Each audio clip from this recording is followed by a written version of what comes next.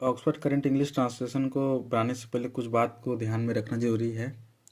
इसलिए इस लेक्चर का नाम है लेक्चर 0, क्योंकि 1 का गिनती में नहीं आएगा।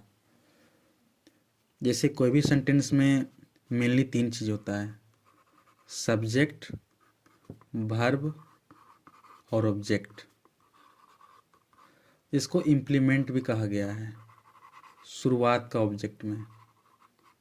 यह है इम्प्लीमेंट। सब्जेक्ट को हिंदी में कहते हैं कर्ता। कर्ता यानी करने वाला। फॉर एग्जाम्पल, मैं खाता हूँ, मैं सोता हूँ।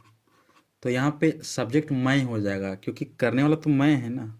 इसलिए जैसे वह स्कूल जाता है, तो यहाँ पे करने वाला कौन है? वह। तो वह हो जाएगा सब्जेक्ट। वर्ब का मतलब होता है क्रिया, और क्रिया का मतलब होता है काम। फॉर एग्जाम्पल, मैं स्कूल जाता हूँ, तो यहाँ पे काम हो गया जाना। जैसे वह सेव खाता है, तो यहाँ पे काम हो गया खाना। ऑब्जेक्ट हो गया सेव।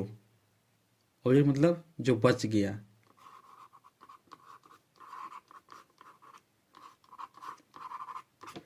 जैसे कि वह स्कूल जाता है, अगर हम बात करें एग्जाम्पल के लिए, वह स्कूल जाता है, तो हम क्या बोलें? कोई भी सेंटेंस में क्या होता है? बस 3 चीज़ होता है: सब्जेक्ट, वर्ब, ऑब्जेक्ट, यानी इम्प्लीमेंट। तो यहाँ पे करने वाला कौन है? ये है मेरा सब्जेक्ट। ये है मेरा क्या? जाना है मेरा वर्ब। स्कूल वर्ब नहीं है, क्योंकि वर्ब का मतलब होता है क्या? क्रिया यानी काम। जैसे जाना, आना, सोना, उठना, बैठना, नहाना। कोई भी काम को कहते हैं क्रिया यानी वर्ब। तो यहाँ पे इस वह स्कूल जाता है, तो यहाँ जाता है ये हुआ वर्ब, क्योंकि काम यहाँ जाने का हो रहा है। तो हो गया सब्जेक्ट, वर्ब कंप्लीट हो गया, बच गया क्या? ऑब्जेक्ट या इम्प्लीमेंट। तो ये हो जाएगा मेरा।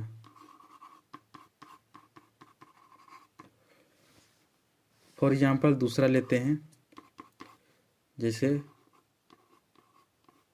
मैं आम खाता हूँ।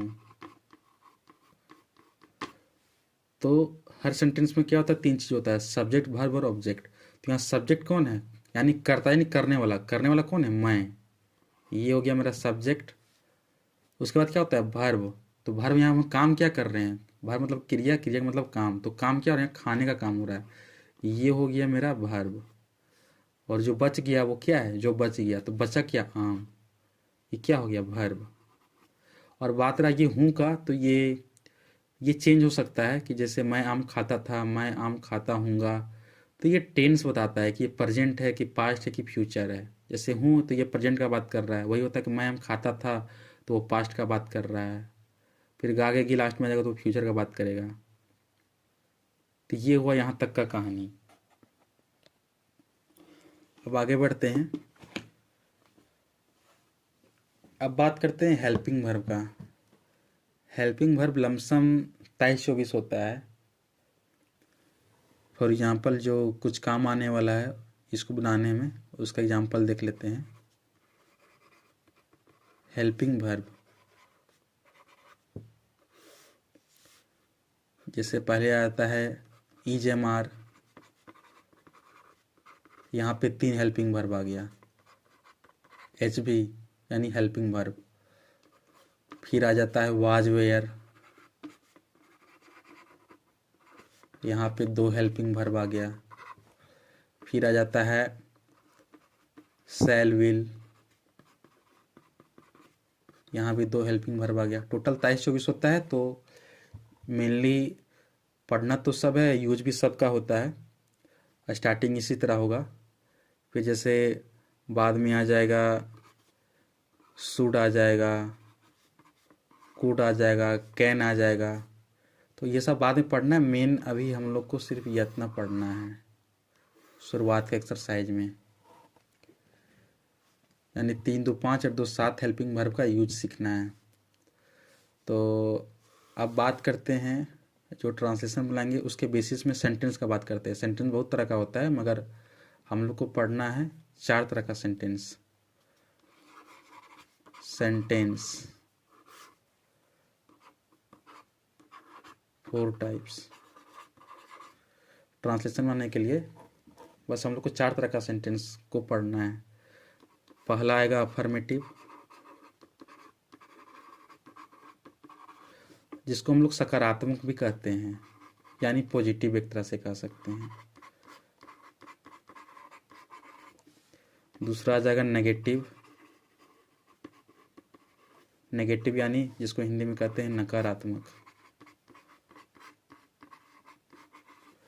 तीसरा में आ जाएगा इंट्रोगेटिव,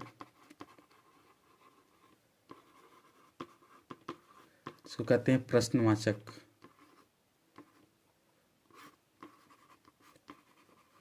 और चौथा में आ जाता है इंट्रोगेटिव नेगेटिव।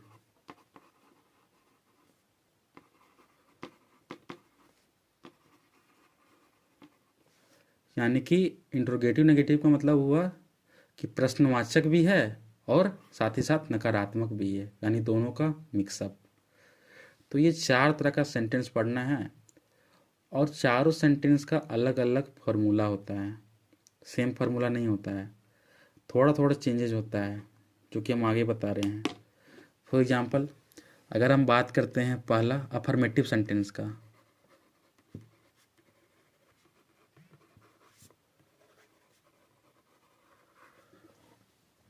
अफर्मेटिव सेंटेंस का मतलब हुआ सकारात्मक।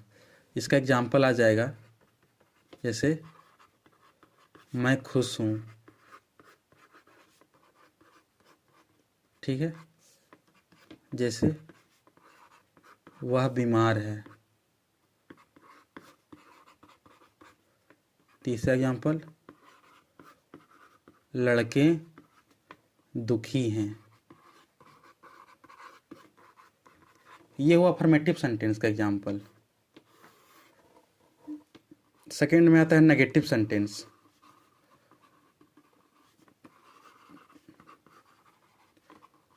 नेगेटिव मतलब क्या, नकारात्मक।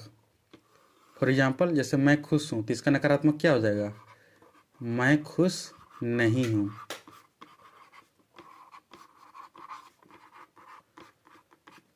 वह बीमार है, तो इसका नकारात्मक क्या हो जाएगा कि वह बीमार नहीं है। लड़के दुखी हैं, तो इसका नकारात्मक क्या हो जाएगा, लड़के दुखी नहीं हैं। यानी कि सकारात्मक और नकारात्मक में फ़र्क सिर्फ इतना ही है कि यहाँ पे नहीं का प्रेजेंस हो जाता है, नहीं का उपस्थिति यहाँ पे है, देखने को मिलता है, बस इतना ही है और कोई फर्क नहीं है। अब हम तीसरा बात करते हैं इंट्रोगेटिव का।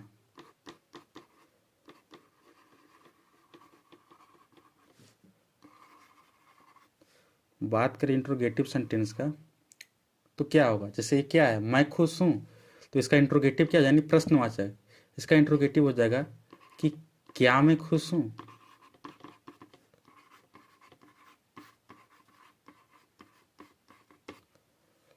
वह बीमार है, तो इसका प्रश्नवाचक हो जाएगा कि क्या वह बीमार है।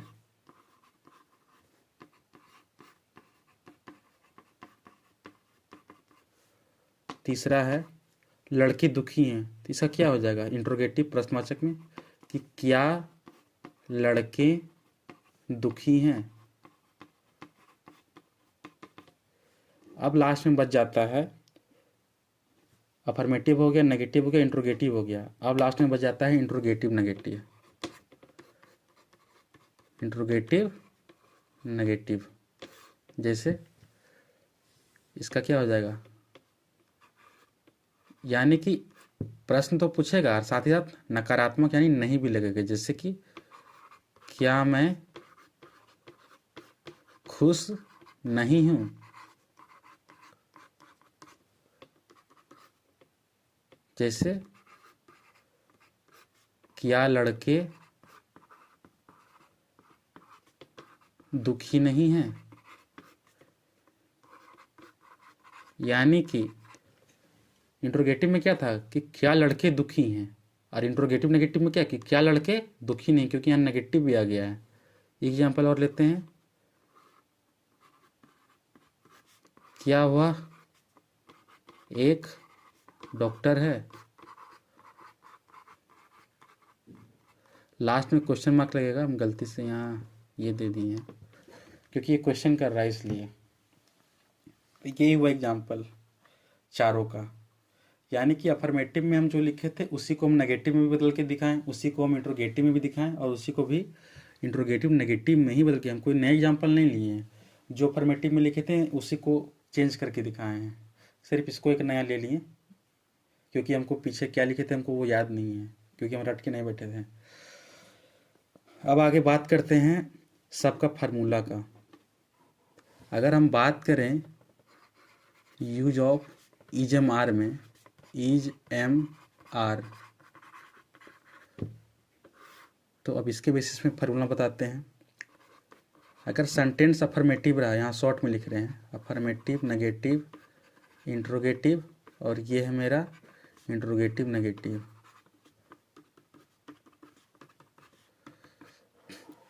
अगर use of is am are का हो, exercise 1 Oxford current English translation का, तो अफर्मेटिव यानी सकारात्मक में इसका फार्मूला हो जाएगा subject plus is am are plus object या इम्प्लीमेंट, ऑब्जेक्ट ही मान के चलते हैं, ठीक है। जैसे अफर्मेटिव का एग्जांपल क्या हो जाएगा कि मैं खुश हूँ, मैं दुखी हूँ, तो क्या हो जाएगा I am happy, I am sad. अब इसी को नेगेटिव में क्या होता है subject plus is am are plus not plus object, यानी कि ये क्या है मेरा is am are, was, were, shall, will, क्या है ये सब हेल्पिंग वर्ब होता है। हम ये भी लिख सकते हैं subject plus helping verb plus object, क्योंकि हेल्पिंग वर्ब की जगह ही लिखे हैं इज एम आर। तो नेगेटिव में हमेशा क्या होता है कि हेल्पिंग वर्ब के बाद नोट लग जाता है प्लस ऑब्जेक्ट, यही होता है। अब आते हैं इंट्रोगेटिव नेगेटिव में। अगर नेगेटिव का अफर्मेटिव का एग्जाम्पल देखें तो जैसे मैं खुश हूँ, आई एम हैप्पी, तो उसका नेगेटिव क्या हो जाएगा मैं खुश नहीं हूँ, यानी कि I am not happy. Interrogative में क्या हो जाएगा, इंट्रोगेटिव में क्या होता है कि हेल्पिंग वर्ब यानी इज एम आर जो पहले आ जाता है, जैसे यहाँ पे इज एम आर प्लस उसके बाद आता है सब्जेक्ट, उसके बाद आ जाता है ऑब्जेक्ट। जैसे कि क्या मैं खुश हूँ, तो पहले क्या हो जाएगा इज एम आर में से एक लगेगा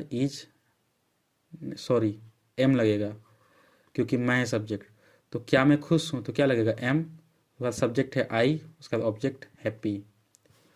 अब इंट्रोगेटिव नेगेटिव में होगा इज एम आर, फिर लगेगा सब्जेक्ट, फिर लगेगा नॉट, फिर लगेगा ऑब्जेक्ट। जैसे कि इसका एग्जाम्पल क्या होगा कि क्या मैं खुश नहीं हूँ, तो am I not object happy. Example यहाँ पे देते हैं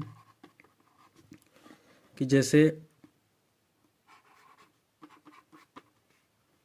मैं दयालु हूँ, मैं दयालु हूँ,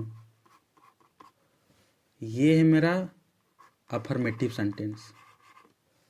तो ये क्या है मेरा सब्जेक्ट, तो ये क्या हो जाएगा आई, उसके बाद क्या लगेगा हेल्पिंग वर्ब यानी इज एम आर, तो आई के साथ एम लगता है, उसके बाद क्या है ऑब्जेक्ट यानी दयालु का क्या होता है काइंड।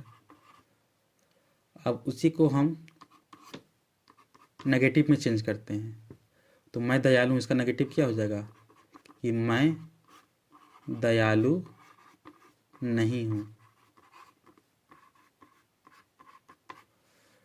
तो ये किस तरह का सेंटेंस है, नहीं आ गया मतलब नेगेटिव सेंटेंस है यानी नकारात्मक। तो इसका फॉर्मूला क्या है subject plus is am are plus not plus object. तो सब्जेक्ट क्या है यानी करता क्या है करने वाला मैं, तो आई लगेगा, और आई के साथ क्या लगता है इज एम आर में से एम, तो एम लगेगा। नेगेटिव सेंटेंस है तो उसके बाद क्या लगता है नॉट, तो यहाँ नॉट लगेगा। उसके बाद ऑब्जेक्ट क्या है दयालु यानी काइंड। हालांकि दयालु को ऑब्जेक्ट की तरह ट्रीट किया जा सकता है, पर इसको इम्प्लीमेंट नाम दिया गया है, पर हम लोग अपना सुविधा के लिए ऑब्जेक्ट ही मान के चलेंगे। थर्ड में आ जाते हैं मैं दयालु हूँ। अब इसको इंट्रोगेटिव में चेंज करते हैं, तो क्या हो जाएगा क्या मैं दयालु हूँ, क्या मैं दयालु हूँ, तो ये क्वेश्चन आ गया यानी क्वेश्चन मार्क। यानी इंट्रोगेटिव सेंटेंस है। तो इंट्रोगेटिव का फॉर्मूला क्या होता है, पहले EJ लगेगा, फिर सब्जेक्ट, फिर ऑब्जेक्ट। तो यहाँ पे EJ लगेगा कि M लगेगा कि R लगेगा, ये कैसे पता चलेगा? सब्जेक्ट है, सब्जेक्ट क्या है? मैं का क्या होता है? आई के साथ क्या लगता है? M। तो यहाँ में से पहले M आ जाएगा, M आ जाएगा। उसके बाद क्या देना है? सब्जेक्ट, सब्जेक्ट क्या है? आई। फिर ऑब्जेक्ट है, तो ऑब्जेक्ट क्या है मेरा? काइंड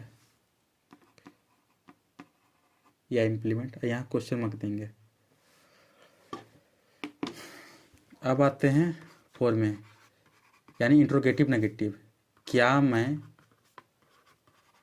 दयालु नहीं हूँ? इंट्रोगेटिव नेगेटिव, तो इंट्रोगेटिव नेगेटिव का फार्मूला होता है EJMR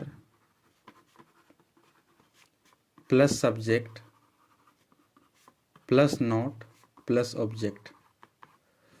तो ये किस तरह का सेंटेंस है? ये इंट्रोगेटिव सेंटेंस नहीं है, क्योंकि यहाँ पे नहीं है, इसलिए ये इंट्रोगेटिव के साथ साथ इंट्रोगेटिव नेगेटिव है, यानी दोनों है। तो ये इस तरह का सेंटेंस है। तो इसमें क्या लगेगा? पहले EJMR लगेगा, तो EJM लगेगा कि M लगेगा कि R लगेगा, ये कौन डिसाइड करेगा? सब्जेक्ट डिसाइड करेगा। सब्जेक्ट क्या है? मैं का इंग्लिश होता है आई के साथ क्या लगता है? M। तो यहाँ में से तीनों में से M लगेगा, M। उसके बाद क्या है? प्लस सब्जेक्ट, सब्जेक्ट कौन है? मैं यानी आई। फिर क्या है? नोट, क्योंकि यहाँ नहीं लिखा हुआ है। फिर ऑब्जेक्ट क्या है? काइंड, यानी MI, नॉट काइंड। ध्यान रहे यहाँ पे A नहीं लगेगा, क्योंकि AN का यूज हम लोग काउंटेबल नाउन के पीछे करते हैं, और दयालु को हम लोग गिन नहीं सकते हैं। हाँ, दयालु इंसान को गिन सकते हैं, मगर दयालु को नहीं गिन सकते हैं। अच्छाई को नहीं गिन सकते हैं, बुराई को नहीं गिन सकते हैं, मगर हाँ, अच्छा इंसान को गिन सकते हैं, बुरा इंसान को गिन सकते हैं। तो उसके पहले AN लगेगा, मगर सिर्फ और सिर्फ अगर ये रहे दयालु, अच्छा, बुरा, तो उसके पहले A नहीं लगेगा। फॉर एग्जाम्पल कि मैं दयालु हूँ, तो यहाँ पे बेशक लगेगा आई एम काइंड, मगर अगर रहे कि मैं दयालु लड़का हूँ, तो ये तो चलो सब्जेक्ट है, ये हेल्पिंग वर्ब है, और मेरा सिर्फ यहाँ पे दयालु और लड़का ऑब्जेक्ट नहीं है, ये दयालु लड़का ये पूरा ऑब्जेक्ट है मेरा। तो यहाँ पे जरूर लगेगा कि I am a kind boy, यहाँ पे एन जरूर लगेगा, क्योंकि दयालु लड़का यहाँ पे तो नाउन आ गया ना, इसलिए। दूसरा एग्जांपल लेते हैं कि वह दुखी है, तो यहाँ पे इसका हो जाएगा he is sad. He is a sad नहीं लगेगा, क्योंकि हम लोग दुखी को नहीं गिन सकते हैं। मगर अगर वही रहे कि वह दुखी व्यक्ति है, हिंदी कमजोर इसलिए स्पेलिंग गलत हो सकता है हिंदी में, मगर इंग्लिश में नहीं होने देंगे। तो वही कर रहे हैं कि वह दुखी व्यक्ति है, तो लोग दुखी व्यक्ति को गिन सकते हैं। ये हो गया मेरा सब्जेक्ट, इसका हो जाएगा ही इज अ, दुखी व्यक्ति का सैड पर्सन। सब्जेक्ट को अलग कर देना है, ठीक है, ये है हेल्पिंग वर्ब। ये दोनों छोड़ के जितना बच गया वो एक साथ आ जाएगा ऑब्जेक्ट की तरह। एक एग्जांपल और ले लेते हैं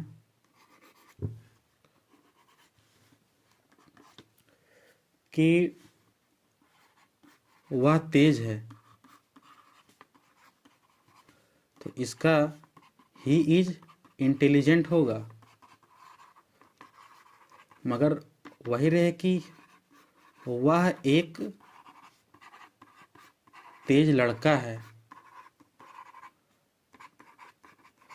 तब जाके यहाँ पे है कि he is an intelligent boy हो जाएगा, क्योंकि ये वोवेल है इसलिए इसके पहले एन लगेगा। सबसे पहले कि यहाँ पे तो ए एन का यूज होगा, क्योंकि वहाँ पे लड़का एक है, यहाँ बता दिए थर्ड पर्सन सिंगुलर है, लड़का है और वो भी एक है। तेज को नहीं गिन सकते, मगर तेज लड़का को तो गिन सकते हैं, इसलिए इसके पहले ए एन लगेगा। अब ए लगेगा कि एन लगेगा, तो हम देखें कि यहाँ पे आई आ गया जो कि वोवेल है, इसलिए इसके पहले एन लगा है। इन केस अगर मान के चलते तेज का स्पेलिंग मान के चलते तो के से होता कि केंटेलिजेंट, अगर यहाँ के होता तो फिर यहाँ पे एन नहीं लगता, फिर यहाँ ए लगता।